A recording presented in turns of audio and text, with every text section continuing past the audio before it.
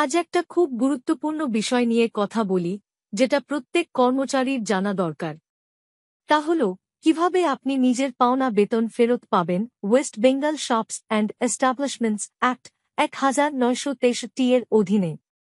এখন ব্যাপারটা হল, যদি আপনার নিয়োগকর্তা সময়মতো বেতন না দেন, তাহলে আপনি আইনের সাহায্য নিতে পারেন।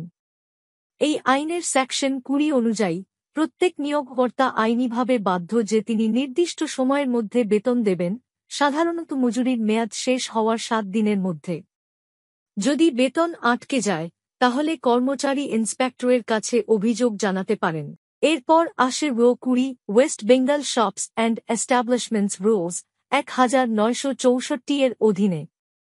এই নিয়ম অনুযায়ী কর্মচারী ফর্ম ব্যবহার করে অভিযোগ জমা দিতে পারেন। এটা হল নির্দিষ্ট ফর্ম যেখানে আপনি আপনার বকেয়া বা বিলম্বিত বেতনের দাবি করেন। ফর্ম জমা দেওয়ার পর কর্তৃপক্ষ তদন্ত করে এবং প্রয়োজনে বকেয়া বেতন পুনরুদ্ধারের নির্দেশ দিতে পারেন, একদম যেমনটা কোড অফ ক্রিমিনাল প্রসিডিউরের অধীনে জরিমানা আদায় করা হয়। তাই মনে রাখবেন, আপনার পরিশ্রমের সঠিক মূল্য আইনের দ্বারা সুরক্ষিত।